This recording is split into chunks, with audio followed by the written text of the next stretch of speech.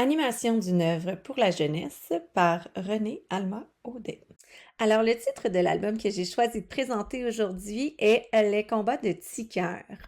Ça a été produit par les éditions Fonfon en 2013.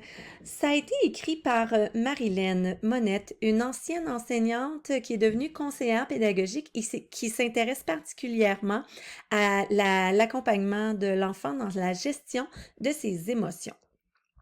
Ça a été illustré par Marion Arbona qui voit son style évoluer au travers les années. Elle a illustré plusieurs albums jeunesse.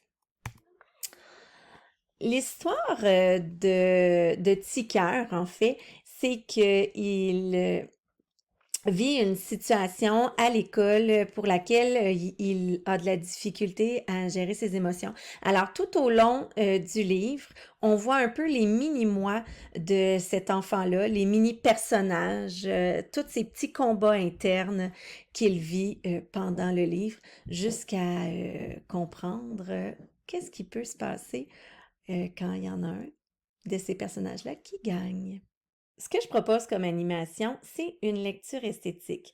Donc, on s'attend à mettre beaucoup d'intonation, à connaître bien l'œuvre et aussi à s'assurer de faire vivre l'histoire aux enfants. Donc, on ne s'arrête pas pour expliquer le vocabulaire qui est employé.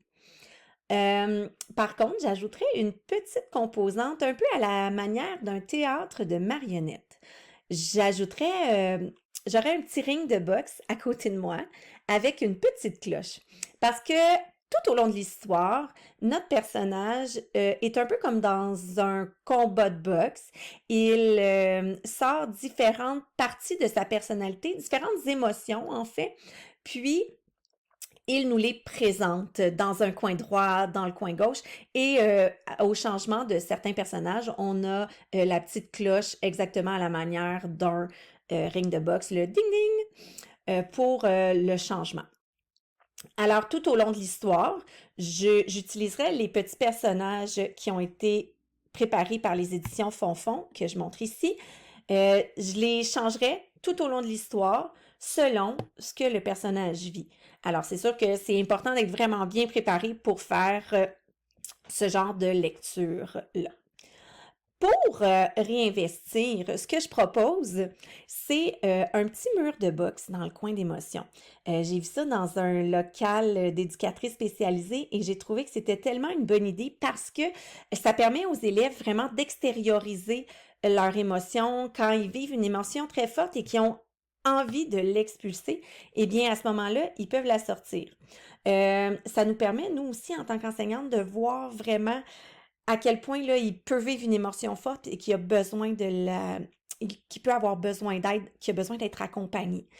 Ce que je proposerais aussi encore en réinvestissement, c'est la fiche que j'ai présentée ici, de l'avoir identifiée avec les élèves, là, identifier chaque mini-moi qui est là pour que les élèves le soir, en fin de journée, puissent vraiment se questionner sur quel mini-moi a gagné aujourd'hui par rapport à telle situation ou une autre situation.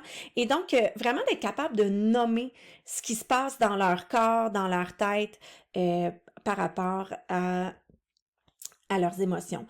Et bien sûr, étant donné que c'est pas toujours facile, ça, la gestion des émotions et aussi de les reconnaître, j'irais vraiment plus au deuxième cycle, pardon, puis peut-être même au troisième cycle, ça pourrait aussi être utile. Par contre, au troisième cycle, le mur de boxe, je ne le mettrai pas dans le coin émotion. Je le mettrai probablement à l'extérieur de la classe.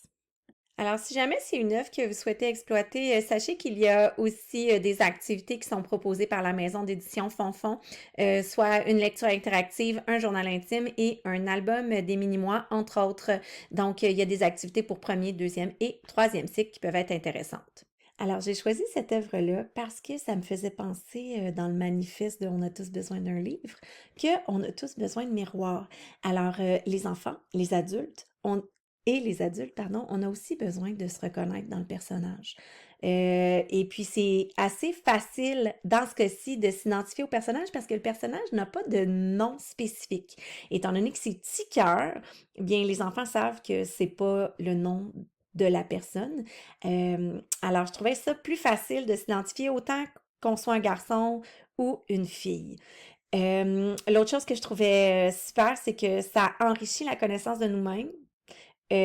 Puis, par rapport aux émotions, justement, d'être capable d'apprendre à les nommer.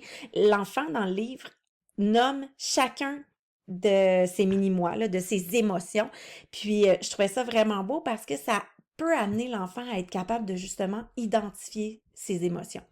Et l'autre chose que je trouve intéressante, c'est que ça permet à l'enfant de vivre sa petite délinquance. Dans ce cas-ci, ce que je veux dire, c'est que il peut vraiment comprendre que, parce que lui aussi, il va vivre des situations comme ça, il peut comprendre que il y a des choix à faire et que c'est important de choisir le bon mini-moi. Ce qui rend aussi l'œuvre attrayante à mes yeux, c'est entre autres la tonalité du livre. L'objectif semble vraiment d'être de faire vivre l'émotion aux enfants et je trouvais que c'est facile de s'y identifier, là, un peu comme je disais justement un petit peu plus tôt. Une autre chose que je trouvais très attrayante, c'est le fait que le personnage est aussi le narrateur. Mais en étant narrateur, ce qui était très, très intéressant, c'est qu'il était vraiment dissocié de ses mini-mois. Donc, chaque mini-mois a sa personnalité propre. Quand il le nomme, c'est comme si ce n'est pas exactement lui. Donc, c'est au jeu que l'enfant parle, mais à chaque fois qu'il interpelle un mini-moi, eh bien, il raconte ça à la troisième personne. Alors c'est vraiment intéressant de voir comme l'espèce de combat intérieur que l'enfant vit.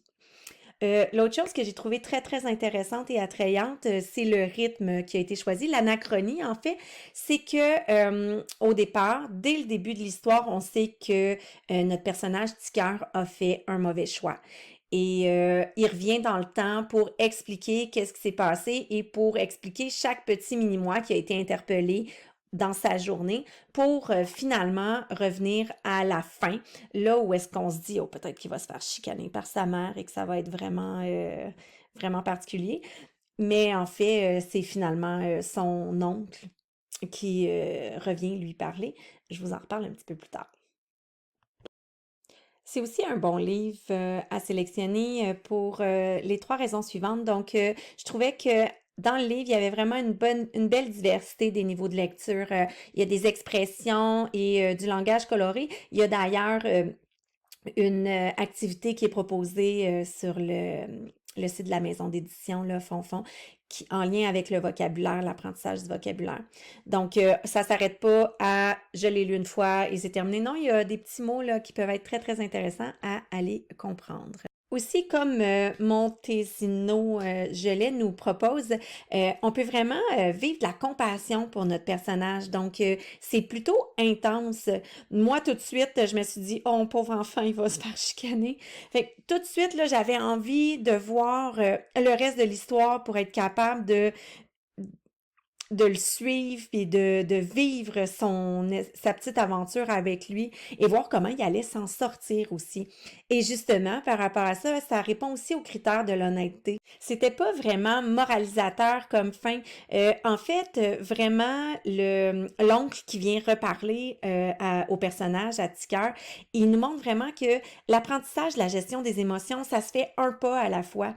Tu peux pas faire ça de manière magique, là, tout d'un coup, baguette magique, c'est sorti, on a terminé, il n'y en a pas de problème. Malheureusement, c'est pas comme ça que ça fonctionne, mais j'ai beaucoup apprécié justement cette fin. Finalement, du côté du paratexte, ce livre-là, qui est d'un format à la française, a une première de couverture en redondance. Donc, on sait vraiment déjà à quoi s'attendre avec l'histoire. Une des choses que j'aime bien, c'est drôle à dire, mais c'est le petit pli à la page couverture et à la quatrième de couverture. Donc, ici, on nous décrit l'auteur et l'illustratrice. D'un autre côté, il y avait aussi une dédicace qui est intéressante ici qui nous montre que Marilyn Monette aime particulièrement accompagner l'enfant dans la gestion de ses émotions. Et finalement, la dernière chose que je trouve intéressante, c'est les couleurs qui sont utilisées dans le livre. Il y a très peu de couleurs et ça pourrait être vraiment très intéressant d'analyser ça avec les élèves en lien avec les émotions.